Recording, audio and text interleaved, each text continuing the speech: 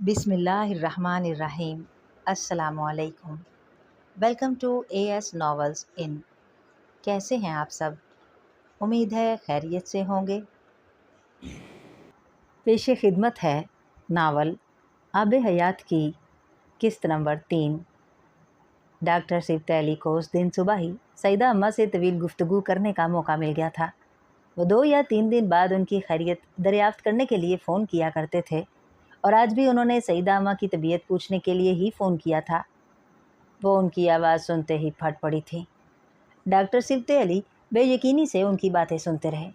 انہیں سیدہ اماں کی کسی بات کی سمجھ نہیں آ رہی تھی۔ بے حد پریشانی کے عالم میں انہوں نے امامہ کو فون کیا۔ امامہ کے وہم و گمان میں بھی نہیں تھا کہ سیدہ اماں ڈاکٹر صفت علی سے واقعی سب کچھ کہہ دیں گی، اور وہ بھی اتنی جلدی۔ ڈاکٹر صفت علی نے اس کا حال احوال پوچھتے ہی اس سے اگلا سوال یہی کیا تھا۔ سیدہ بہن نے مجھے بتایا ہے کہ آپ کو سالار سے کچھ شکایتیں ہیں۔ وہ بے حد پریشان لگے تھے۔ امامہ کا حلق یکدم خشک ہو گیا۔ اس کی سمجھ میں نہیں آیا کہ وہ اقرار کرے یا انکار۔ اس کی خاموشی نے ڈاکٹر صفت علی کو مزید پریشان کیا۔ اور سالار آپ سے کون سی پہلی بیوی کے بارے میں باتیں کرتا رہا ہے؟ وہ بے اختیار ہونٹ کاٹنے لگی۔ اس کا ذہن اس وقت بالکل معاف ہو گیا تھا۔ وہ سالار کے خلاف تمام شکایات کو الزامات کے طور پر دہرانا چاہتی تھی، لیکن اس وقت مسئلہ یہ تھا کہ وہ ڈاکٹر صفت علی سے اتنی بے تکلفی کے ساتھ وہ سب کچھ نہیں کہہ سکتی تھی جو اس نے سیدہ اماں سے کہا تھا۔ سیدہ اماں سے شکایتیں کرتے ہوئے اس نے مبالغے سے بھی کام لیا تھا، اور اسے یہ اندازہ نہیں ہوا کہ سیدہ اماں نے اس کی کون سی بات کس طرح انہیں بتائی ہے۔ اس کی مسلسل خاموشی نے ڈاکٹر صفت علی کی پریشانی میں اضافہ کیا۔ بیٹا، جو بھی بات ہے آپ مجھے بتا دیں، پریشان ہونے کی کوئی ضرورت نہیں ہے۔ ابو، وہ مجھے بہت اگنور کرتا ہے، ٹھیک سے بات نہیں کرتا مجھ سے، اس نے ہمت کر کے کہنا شروع کیا۔ 2 جملوں کے بعد اسے سب کچھ بھول گیا۔ جو یاد تھا اسے وہ ڈاکٹر صفت علی کو نہیں بتا سکتی تھی کہ اس نے اتنے دنوں میں اس کی یا اس کے کپڑوں کی تعریف نہیں کی، اس کے ساتھ سحری نہیں کی، افطاری نہیں کی، آفس سے دیر سے آتا ہے، صبح اس کو بتائے بغیر گھر سے چلا جاتا ہے، اسے اتنے دنوں سے فرقان کے گھر کا کھانا کھلا رہا ہے، اور اسے شادی کے دوسرے دن سیدہ اماں کے پاس چھوڑ گیا۔ ڈاکٹر صفت علی نے اس کی دونوں شکایات پر غور کیے بغیر اس سے کہا، اس نے آپ سے کسی اور شادی کا ذکر کیا ہے؟ وہ چند لمحوں کے لیے ہونٹ کاٹتی رہی۔ وہ جانتی تھی کہ اس نے سیدہ اماں سے جھوٹ بولا ہے، اور یہی وہ جھوٹ تھا جس نے سیدہ اماں کو اس قدر ناراض کر رکھا تھا۔ نہیں، سیدہ اماں کو کچھ غلط فہمی ہو گئی ہوگی، ایسا تو کچھ نہیں ہے، اس نے سرخ چہرے کے ساتھ تردید کی۔ دوسری طرف فون پر ڈاکٹر صفت علی نے بے اختیار سکون کا سانس لیا۔ آپ کو پرسوں سیدہ اماں کے پاس کیوں چھوڑ گیا؟ انہوں نے دوسرے الزام کے بارے میں کوئی تبصرہ کیے بغیر کہا۔ جب آپ دونوں ہمارے گھر پر تھے تب تو آپ کا وہاں ٹھہرنے کا کوئی ارادہ نہیں تھا۔ راستے میں آپ لوگوں کا کوئی جھگڑا ہوا؟ انہوں نے اپنے آخری جملے سے امامہ کو جیسے بنا بنایا جواب دیا۔ جی، میری سمجھ میں نہیں آ رہا کہ ڈاکٹر صفت علی بات کرتے کرتے رک گئے۔ وہ سالار کے جس رویے کی منظر کشی کر رہی تھی وہ ان کے لیے نیا تھا۔ خیر، میں ڈرائیور کو بھیجتا ہوں، آپ میری طرف آ جائیں، سالار کو بھی افطار پر بلوا لیتے ہیں، پھر میں اس سے بات کر لوں گا۔ امامہ نے بے اختیار آنکھیں بند کیں۔ اس وقت یہی ایک چیز تھی جو وہ نہیں چاہتی تھی۔ وہ آج کل بہت دیر سے آفس سے آ رہا ہے، کل رات بھی 9 بجے آیا، شاید آج نہ آ سکے، اس نے کمزور سی آواز میں کہا۔ میں فون کر کے پوچھ لیتا ہوں اس سے، ڈاکٹر صفت علی نے کہا۔ جی، اس نے بمشکل کہا، جو ان کے کہنے پر آنکھیں بند کر کے کسی سے بھی شادی کرنے پر تیار ہو گیا تھا۔ وہ افطار کی دعوت پر نہ آنے کے لیے کس مصروفیت کو جواز بناتا؟ وہ جانتی تھی کہ ڈاکٹر صفت علی کو کیا جواب ملنے والا ہے۔ فون بند کر کے وہ بے اختیار اپنے ناخن کاٹنے لگی۔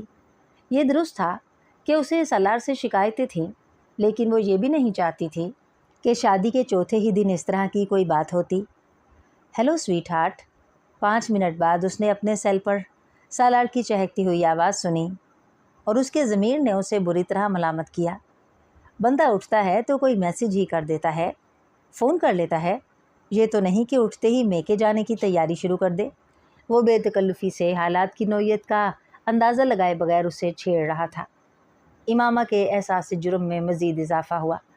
डॉक्टर सिब्ते अली ने यकीनन उससे फ़िलहाल कोई बात किए बगैर उसे अफ्तार पर बुलाया था। डॉक्टर साहब अभी अफ्तार के बारे में कह रहे थे।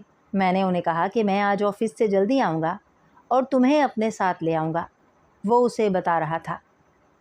इमामा को यकदम कुछ उम्मीद बंधी। वो अगर पहले घर आ जाता तो वो उससे कुछ बात कर लेती, कुछ माजरत करके उसे डॉक्टर साहब के घर मतवक़ा सूरत हाल के बारे में आगाह कर सकती थी। उसने इत्मीनान का सांस लिया। हाँ, ये हो सकता था, लेकिन अगर तुम जाना चाहो तो मैं तुम्हें भिजवा देता हूँ, सालार ने अगले ही जुमले में उसे ऑफ़र की। नहीं नहीं, मैं तुम्हारे साथ चली जाऊँगी, इमामा ने बेइख्तियार कहा। ओके, मैं फिर उन्हें बता देता हूँ। और तुम क्या कर रही हो? उसका दिल चाहा वो उससे कहे कि वो उस गड्ढे से निकलने की कोशिश कर रही है जो उसने सालार के लिए खोदा था। फुरकान की मुलाजमा आएगी आज सफाई करने के लिए। आमतौर पर तो वो सुबह मेरे जाने के बाद आकर सफाई करती है, लेकिन तुम उस वक्त सो रही होती हो तो मैंने उसे फ़िलहाल इस वक्त आने से मना किया है। तुम भाभी को कॉल करके बता देना कि वो उसे कब भेजें। वो शायद इस वक्त ऑफिस में फ़ारिग था, इसलिए लंबी बात कर रहा था। कुछ तो बोलो यार, इतनी चुप क्यों हो? नहीं, वो मैं ऐसे ही। वो उसके सवाल पर बेइख्तियार गड़बड़ाई। तुम फ्री हो इस वक्त? उसने बेहद मोहतात लहजे में पूछा। अगर वो फ़ारिग था तो वो अभी उससे बात कर सकती थी। हाँ, एविलिएशन टीम चली गई है। कम अज़ कम आज का दिन तो हम सब बहुत रिलैक्स्ड हैं। अच्छे कमेंट्स देकर गए हैं वो लोग। वो बड़े मुतमईन अंदाज में उसे बता रहा था। वो उसकी बातों पर गौर किए बगैर इस उधेड़-बुन में लगी हुई थी कि वो बात कैसे शुरू करे। आज अगर डॉक्टर साहब इनवाइट ना करते तो मैं सोच रहा था रात को कहीं बाहर खाना खाते। फोर्ट्रेस में इंडस्ट्रियल एग्जीबिशन लगी हुई है, वहाँ चलते। बल्कि ये करेंगे कि उनके घर से डिनर के बाद फोर्ट्रेस चले जाएंगे। चुल्लू भर पानी में डूब मरने के मुहावरे की आज पहली बार इमामा को समझ आई थी। ये मुहावरतन नहीं कहा गया था, वाकई बाज़ सिचुएशंस में चुल्लू भर पानी भी डुबोने के लिए काफ़ी होता है। वो अब बात शुरू करने के जतन कर रही थी और ये कैसे करे, ये उसे समझ में नहीं आ रहा था। ठीक है, फिर मैं डॉक्टर साहब को ज़रा बता दूँ, वो इंतज़ार कर रहे होंगे। इससे पहले कि वो उसे कुछ कहती, सालार ने बात ख़त्म करते हुए कॉल बंद कर दी। वो फ़ोन हाथ में पकड़े बैठी रह गई। वो तकरीबन 4 बजे घर आया था और वो उस वक्त तक ये तय कर चुकी थी कि उसे उससे किस तरह बात करनी है। सालार ऊपर नहीं आया था। उसने फ़ोन पर उसे नीचे आने के लिए कहा। वो जब गाड़ी के खुले दरवाजे से अंदर बैठी तो उसने मुस्कुराकर सर के इशारे से उसका इस्तकबाल किया। वह फ़ोन पर अपने ऑफिस के किसी आदमी से बात कर रहा था। हैंड फ्री कान से लगाए डॉक्टर सिब्ते अली के घर की तरफ ड्राइविंग करते हुए वह मुसलसल उसी कॉल में मसरूफ़ रहा। इमामा की जैसे जान पर बनाई थी। अगर वो सारे रास्ते बात करता रहा तो एक सिग्नल पर रुकने पर उसने सालार का कंधा थपथपाया और बेहद खफगी के आलम में उसे कॉल ख़त्म करने का इशारा किया। नतीजा फ़ौरी तौर पर आया। चंद मिनट मज़ीद बात करने के बाद सालार ने कॉल बिलाखिर ख़त्म कर दी। सॉरी, एक क्लाइंट को कोई प्रॉब्लम हो रहा था, उसने कॉल ख़त्म करने के बाद कहा। इस्लामाबाद चलोगी? उसके अगले जुमले ने मामा के होश उड़ा दिए। वो सब कुछ जो वो सोच कर आई थी उसके जहन से गायब हो गया। इस्लामाबाद? उसने बेहद गैर यकीनी से सालार को देखा। हाँ, मैं इस वीकेंड पर जा रहा हूँ, सालार ने बड़े नॉर्मल अंदाज में कहा। लेकिन मैं कैसे जा सकती हूँ? वो बेइख्तियार अटकी। तुम्हारे पापा तो तुम्हें मना कर गए हैं कि मुझे अपने साथ इस्लामाबाद ना लेकर आना। फिर? सालार ने उसकी बात काटी। हाँ, और अब वही कह रहे हैं कि अगर मैं तुम्हें साथ लाना चाहूँ तो ले आऊँ, उसने बड़ी रवानी से कहा। वो उसका चेहरा देखती रही। मेरी फैमिली को पता लग सकता है, उसने लंबी खामोशी के बाद बिलाखिर कहा। आज या कल तो पता लगना ही है, सालार ने इसी अंदाज में कहा। यह तो मुमकिन नहीं है कि मैं सारी उम्र तुम्हें छुपा कर रखूँ, वो संजीदगी से कह रहा था। तुम्हारी फैमिली ने तुम्हारे बारे में लोगों से कहा है कि तुम शादी के बाद बैरून मुल्क सेटल हो गई हो। अब इतने सालों के बाद तुम्हारे हवाले से कुछ करेंगे तो ख़ुद उन्हें भी एम्बेरसमेंट होगी, इसलिए मुझे नहीं लगता कि वो कुछ करेंगे। वो मुतमईन था। तुम उन्हें नहीं जानते, उन्हें पता चल गया तो वो चुप नहीं बैठेंगे। वो परेशान होने लगी थी। वहाँ कभी कभार जाया करेंगे, खामोशी से जाएंगे और आ जाया करेंगे। यार, इतना सोशलाइज नहीं करेंगे वहाँ। वो उसकी बेफिक्री से चिड़ी। उन्हें पता चला तो वो मुझे ले जाएंगे, वो मुझे मार डालेंगे। वो रूहान सी हो रही थी।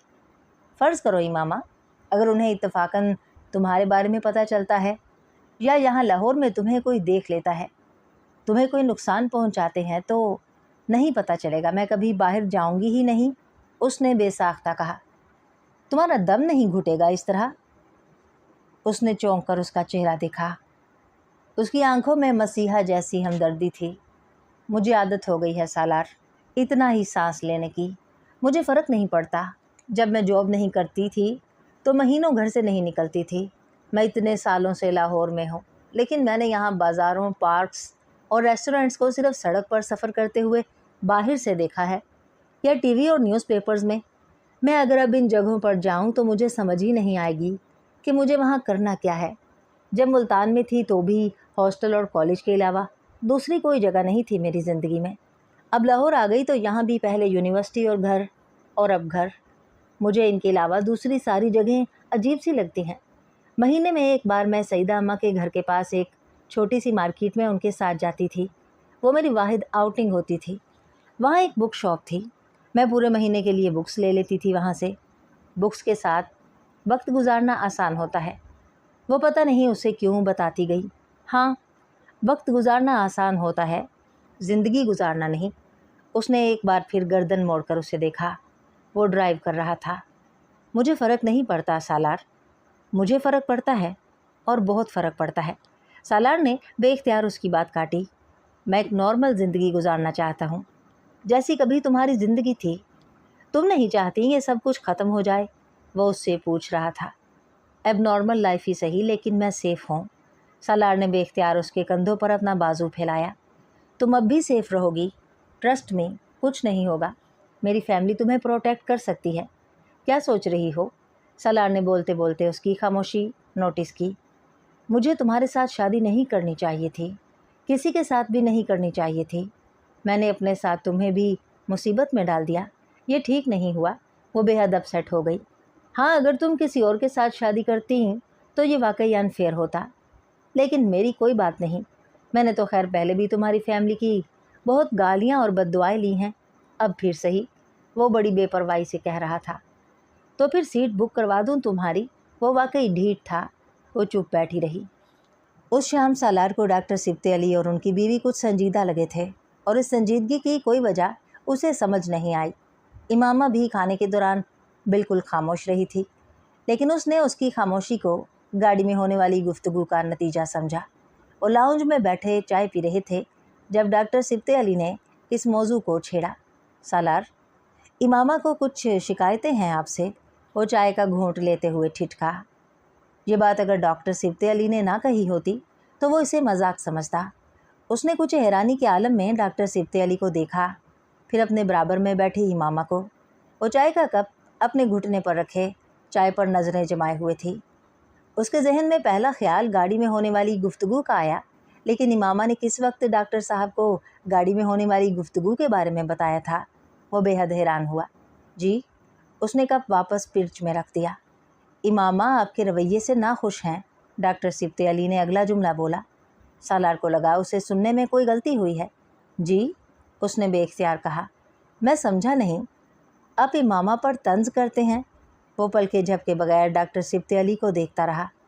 बमुश्किल सांस लेकर चंद लम्हों बाद उसने इमामा को देखा। ये आपसे इमामा ने कहा? उसने उसे बेयकीनी से देखते हुए डॉक्टर सिब्ते अली से कहा।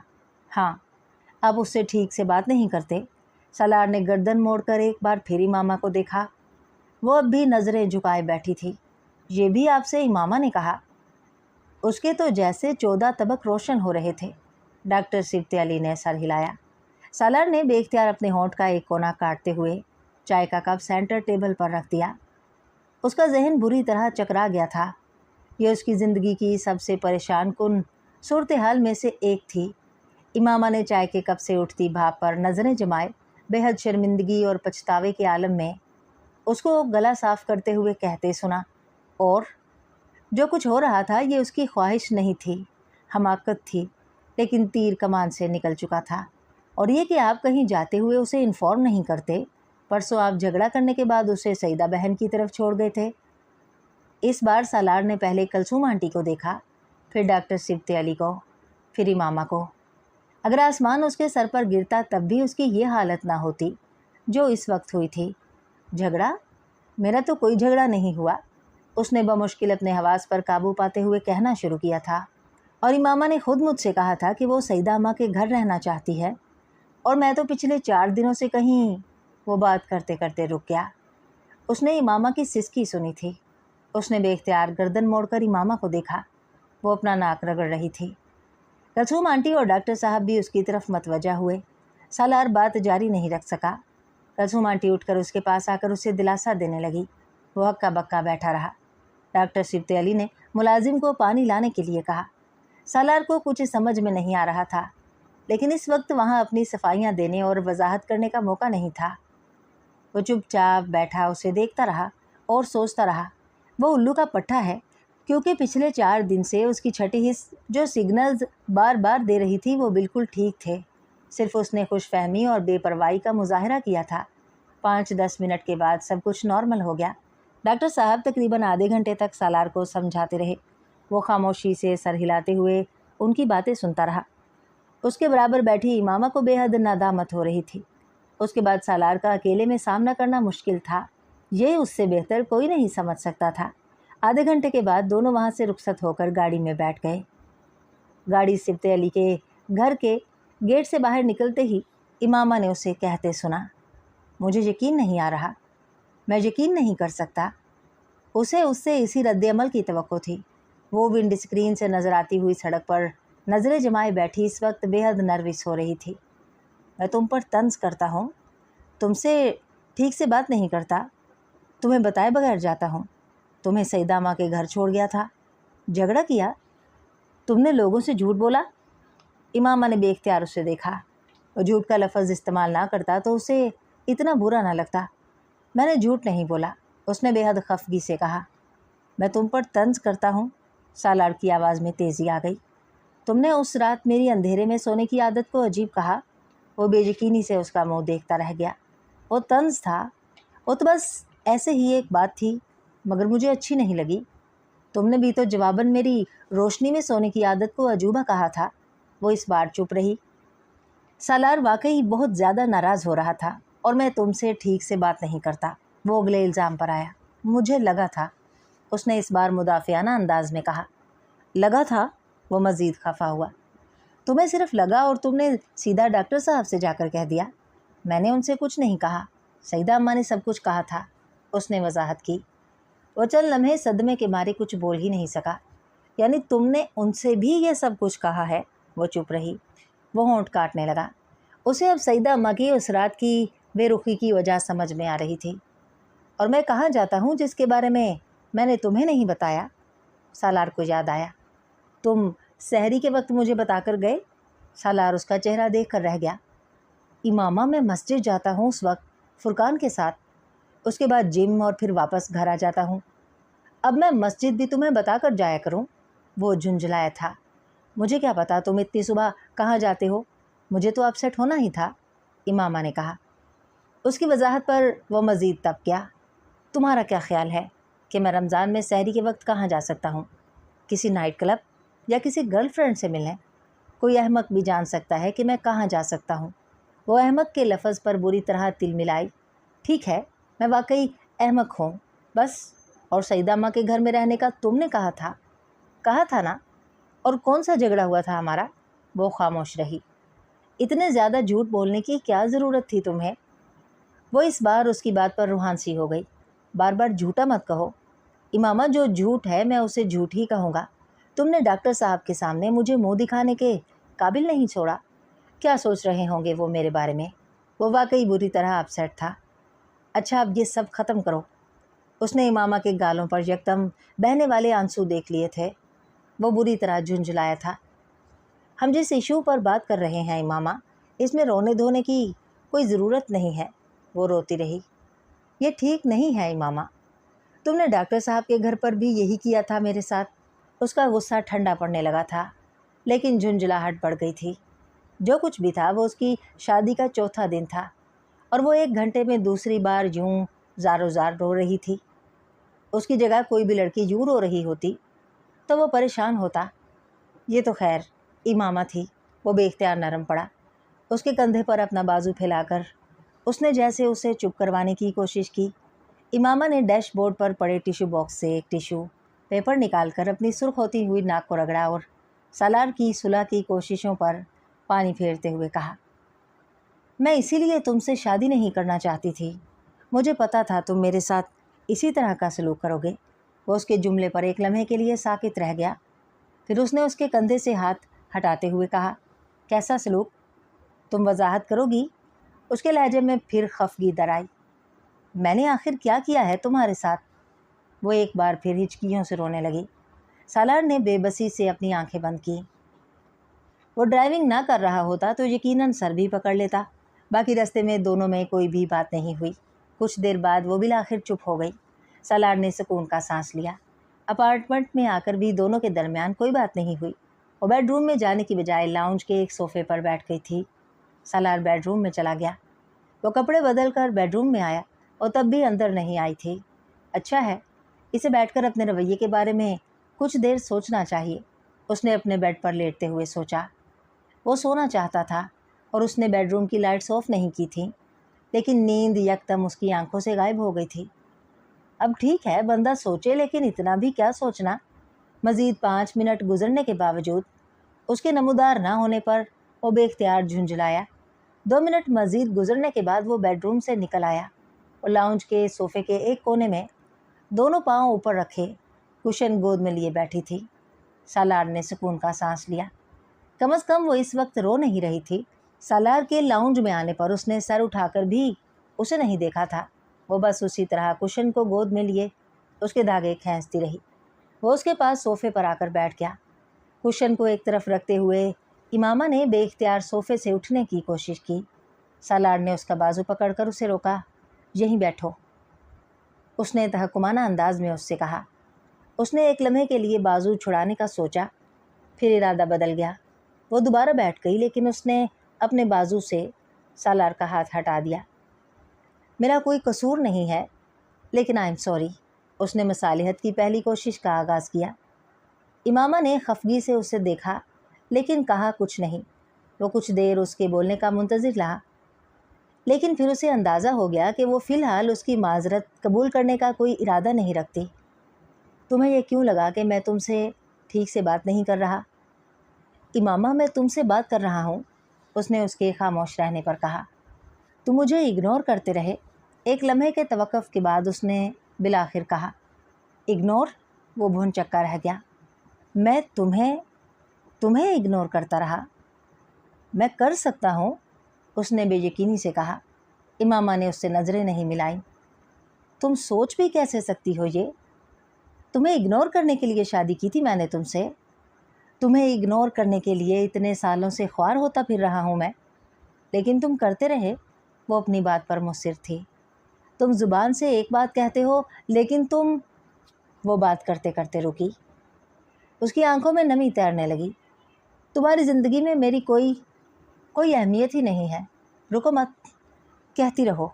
میں جاننا چاہتا ہوں کہ میں ایسا کیا کر رہا ہوں جس سے تمہیں میرے بارے میں اتنی غلط فہمیاں ہو رہی ہیں۔ اس نے اس کی آنکھوں کی نمی کو نظر انداز کرتے ہوئے بے حد سنجیدگی سے کہا، میں نے تمہیں صبح مسجد جاتے ہوئے نہیں بتایا، آفس جاتے ہوئے بھی نہیں بتایا، اور اس نے گفتگو شروع کرنے کے لیے اسے کیوں دی۔ تم نے مجھے یہ بھی نہیں بتایا کہ تم افطار پر دیر سے آؤ گے۔ تم چاہتے تو جلدی بھی آ سکتے تھے۔ وہ رکی، اور سالار نے کوئی وضاحت کیے بغیر کہا، میں نے تمہارے کہنے کے مطابق تمہیں میسج کیا، لیکن تم نے مجھے کال نہیں کی۔ اپنے پیرنٹس کو ریسیو کرنے یا چھوڑنے کے لیے تم مجھے بھی ایئرپورٹ لے جا سکتے تھے، لیکن تم نے مجھ سے نہیں کہا۔ ٹھیک ہے، میں نے کہا تھا کہ مجھے سعیدہ ماں کے گھر چھوڑ دو، لیکن تم نے ایک بار بھی مجھے ساتھ چلنے کے لیے نہیں کہا۔ میری کتنی بے عزتی ہوئی ان کے سامنے، اور بہتے ہوئے آنسوؤں کے ساتھ کہہ رہی تھی۔ وہ پلک جھپکے بغیر یکٹک اسے دیکھ رہا تھا۔ پانی اب اس کی آنکھوں سے ہی نہیں، ناک سے بھی بہنے لگا تھا۔ وہ پوری دل جمعی سے رو رہی تھی۔ سالار نے سینٹر ٹیبل کے ٹیشو باکس سے ایک ٹیشو پیپر نکال کر اس کی طرف بڑھایا۔ اس نے اس کا ہاتھ جھٹک کر خود ایک ٹیشو پیپر نکال لیا۔ اس نے ناک رگڑی تھی، آنکھیں نہیں۔ سالار نے بڑے تحمل کے ساتھ ایک بار پھر کہا، وہ کہنا چاہتی تھی کہ اس نے اسے شادی کا کوئی گفٹ تک نہیں دیا۔ اس کی ایک دکھتی رگ یہ بھی تھی، لیکن اس سے تحفے کا ذکر کرنا اسے اپنی توہین لگی۔ اس نے تحفے کا ذکر نہیں کیا۔ کچھ دیر وہ اپنا ناک رگڑتی سسکیوں کے ساتھ روتی رہی۔ سالار نے بالآخر اس سے پوچھا، بس یا بھی کچھ اور بھی جرم ہے میرے؟ مجھے پتا تھا تم شادی کے بعد میرے… سالار نے اس کی بات کاٹ دی۔ یہی کرو گے؟ مجھے پتا ہے تمہیں میرے بارے میں سب کچھ پہلے سے ہی پتہ چل جاتا ہے۔ وہ اس کے جملے پر بری طرح چڑا تھا۔ اس کے باوجود اب تم مجھے کچھ کہنے کا موقع دو گی؟ وہ چپ بیٹھی اپنی ناک رگڑتی رہی۔ اگر میں شادی کے اگلے دن آفس سے جلدی آ سکتا تو آ جاتا۔ آج آیا ہوں نا جلدی۔ تم اپنے پیرنٹس کے لیے تو آ گئے تھے۔ امامہ نے مداخلت کی۔ اس دن میری پریزنٹیشن نہیں تھی اور میں نے تمہیں کال کی تھی، ایک بار نہیں کئی بار۔ تم اپنا سیل فون دیکھو یا میں دکھاؤں؟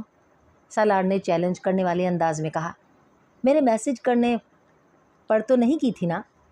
اس وقت میں میٹنگ میں تھا، میرا سیل میرے پاس نہیں تھا۔ بورڈ روم سے نکل کر پہلی کال میں نے تمہیں ہی کی تھی۔ ریسیو کرنا تو ایک طرف، تم نے توجہ تک نہیں دی۔ میں نے سعیدہ اماں کے گھر بھی تمہیں کالز کی، تم نے وہاں بھی یہی کیا، بلکہ سیل آف کر دیا۔ تو مجھے بھی ناراض ہونا چاہیے تھا، مجھے کہنا چاہیے تھا کہ تم مجھے اگنور کر رہی ہو، لیکن میں نے تو ایسا نہیں کیا۔ میں نے تو سوچا تک نہیں اس چیز کے بارے میں۔ وہ اب اسے سنجیدگی سے سمجھا رہا تھا۔ تمہیں اپنے ساتھ ایئرپورٹ لے کر جانا تو ممکن ہی نہیں تھا۔ ایئرپورٹ ایک طرف ہے، بیچ میں میرا آفس ہے اور دوسری طرف گھر۔ میں پہلے یہاں آتا، تمہیں لے کر پھر ایئرپورٹ جاتا، دگنا ٹائم لگتا، اور تمہارے لیے انہیں ایئرپورٹ جا کر ریسیو کرنا ضروری نہیں تھا۔ وہ ایک لمحے کے لیے رکا، پھر بولا، اب میں شکایت کروں تم سے؟ امامہ نے نظریں اٹھا کر اسے دیکھا۔ تم نے سعیدہ ماں کے گھر پر ٹھہرنے کا فیصلہ کیا، مجھ سے پوچھنے کی زحمت تک نہیں کی؟ اس کی آنکھوں میں سیلاب کا ایک نیا ریلا آیا۔ میرا خیال تھا تم مجھے وہاں رہنے ہی نہیں دو گے، لیکن تم تو تنگ آئے ہوئے تھے مجھ سے۔ تم نے مجھے ایک بار بھی ساتھ چلنے کو نہیں کہا۔ سالار نے بے اختیار گہرا سانس لیا۔ مجھے کیا پتا تھا؟ میں نے سوچا کہ تمہاری خواہش ہے، مجھے پوری کرنی چاہیے۔ چلو ٹھیک ہے، میری غلطی تھی، مجھے کہنا چاہیے تھا تمہیں چلنے کے لیے، لیکن کم از کم تمہیں مجھے خدا حافظ کہنے کے لیے باہر تک تو آنا چاہیے تھا۔ میں 15 منٹ صحن میں کھڑا انتظار کرتا رہا، لیکن تم نے ایک لمحے کے لیے بھی باہر آنے کی زحمت نہیں کی۔ میں ناراض تھی، اس لیے نہیں آئی۔ ناراضی میں بھی کوئی فارمیلٹی تو ہوتی ہے نا؟ وہ خاموش رہی۔ تم نے فرقان کے حوالے سے ضد کی کہ مجھے وہاں نہیں جانا، خواہ کی ضد تھی۔ مجھے برا لگا تھا، لیکن میں نے تمہیں اپنی بات ماننے پر مجبور نہیں کیا۔ وہ ایک لمحے کے لیے رکا۔ فرقان میرا سب سے زیادہ کلوز فرینڈ ہے۔ فرقان اور بھابھی نے ہمیشہ میرا بہت خیال رکھا ہے، اور یہ میرے لیے قابل قبول نہیں ہے کہ میری وائف اس فیملی کی عزت نہ کرے۔ اس کی آنکھوں میں امڑتے سیلاب کے ایک اور ریلے کو نظر انداز کرتے ہوئے اس نے کہا، امامہ نے اس بار کوئی وضاحت نہیں دی تھی۔ میں نے تم سے یہ گلہ بھی نہیں کیا کہ تم نے میرے پیرنٹس کو ایک دفعہ بھی کال کر کے یہ نہیں پوچھا کہ وہ یہاں ٹھیک سے پہنچ گئے یا ان کی فلائٹ ٹھیک رہی۔ وہ بڑے تحمل سے کہہ رہا تھا۔ وہ جز بز ہوئی۔ میرے پاس ان کا نمبر نہیں ہے تو مجھ سے لے لیتی۔ اگر تم واقعی ان سے بات کرنے میں انٹرسٹڈ ہوتی، وہ تمہارے لیے یہاں آئے تھے، تو تمہاری اتنی ذمہ داری تو بنتی تھی نا کہ تم ان کی فلائٹ کے بارے میں ان سے پوچھتی یا ان کے جانے کے بعد ان سے بات کرتی۔ تو تم مجھ سے کہہ دیتے۔ کیوں نہیں کہا؟ میں نے اس لیے نہیں کہا کیونکہ یہ میرے نزدیک کوئی ایشوز نہیں ہیں، یہ معمولی باتیں ہیں۔ یہ ایسے ایشوز نہیں ہیں کہ جن پر میں تم سے ناراض ہوتا پھروں یا جھگڑا کروں۔ وہ بول نہیں سکی۔ لیکن تم نے یہ کیا کہ میرے خلاف کیس تیار کرتی رہیں، ہر چھوٹی بڑی بات اکٹھی کرتی رہیں۔ مجھ سے کوئی شکایت نہیں کی، لیکن سعیدہ اماں کو سب کچھ بتایا، اور ڈاکٹر صاحب کو بھی۔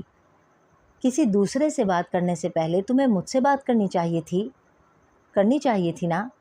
اس کے آنسو تھمنے لگے۔ وہ اسے بڑے تحمل سے سمجھا رہا تھا۔ اگر میں تمہاری بات نہ سنتا تو اور بات تھی، پھر تم کہتی کسی اور سے، کسی سے بھی مجھے اعتراض نہ ہوتا۔ وہ خاموش رہی۔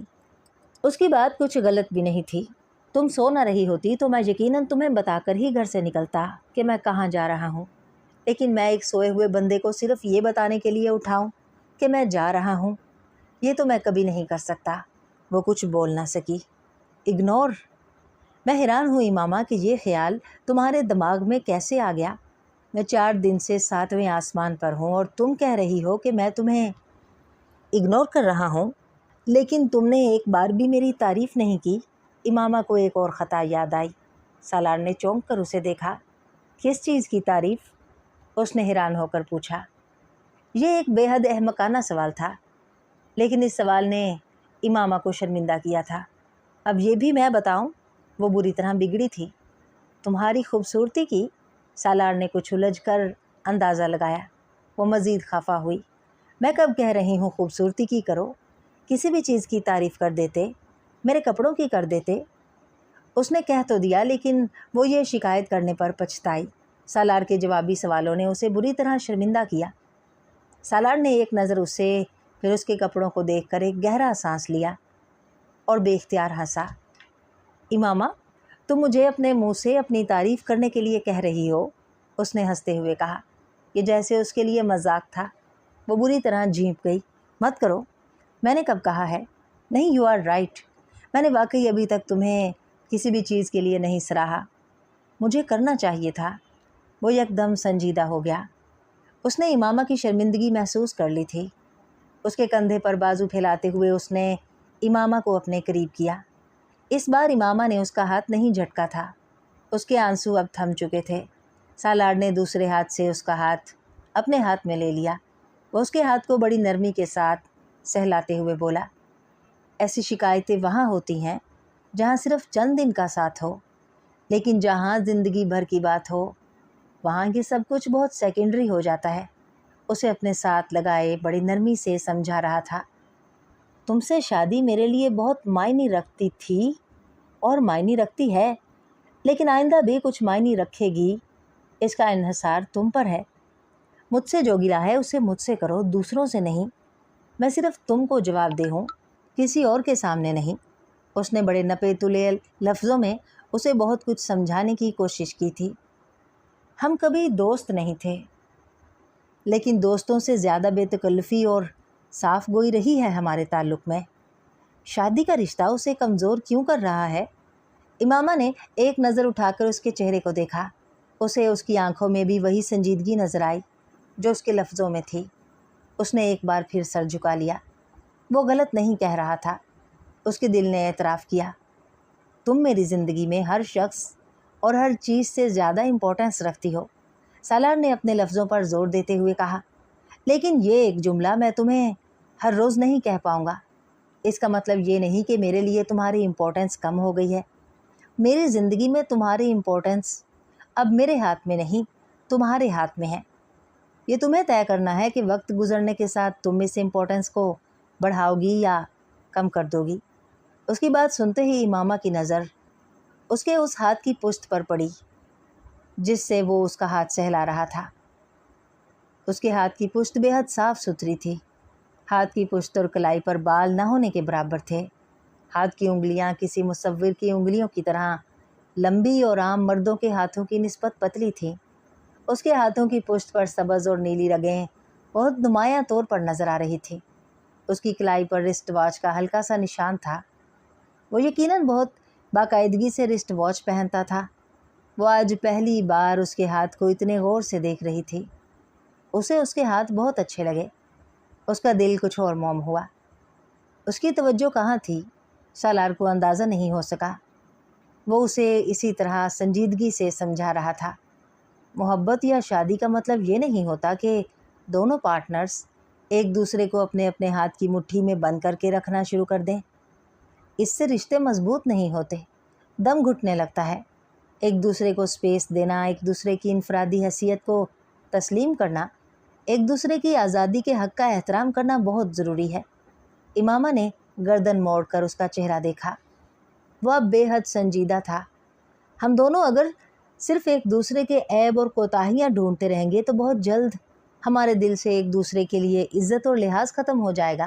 کسی رشتے کو کتنی بھی محبت سے باندھا گیا ہو، اگر عزت اور لحاظ چلا جائے تو محبت بھی چلی جاتی ہے۔ یہ دونوں چیزیں محبت کے گھر کی 4 دیواری ہیں۔ 4 دیواری ختم ہو جائے تو گھر کا بچانا بڑا مشکل ہے۔ امامہ نے بڑی حیرانی سے اسے دیکھا۔ वो उसकी आंखों में हैरानी देखकर मुस्कुराया। अच्छी फ़िलॉसफ़ी है ना? इमामा की आंखों में नमी और होंठों पे मुस्कुराहट बैक वक्त आई थी। उसने इस बात में सर हिलाया। सालार ने उसे अपने कुछ और करीब करते हुए कहा, मैं अल्लाह का परफेक्ट बंदा नहीं हूँ, तो तुम्हारा परफेक्ट शौहर कैसे बन सकता हूँ इमामा? शायद अल्लाह मेरी कोताहियाँ नज़रअंदाज कर दें तो तुम भी माफ़ कर दिया करो। वो हैरानी से उसका चेहरा देखती रही। वो वाकई इस सालार सिकंदर से नावाकिफ़ थी। सालार ने बड़ी नरमी के साथ उसकी आंखों के सूजे हुए पपोटों को अपनी पोरों से छुआ। क्या हाल कर लिया है तुमने अपनी आंखों का? तुम्हें मुझ पर तरस नहीं आता? वो बड़ी मुलायमत से कह रहा था। इमामा ने जवाब देने की बजाय उसके सीने पर सर रख दिया।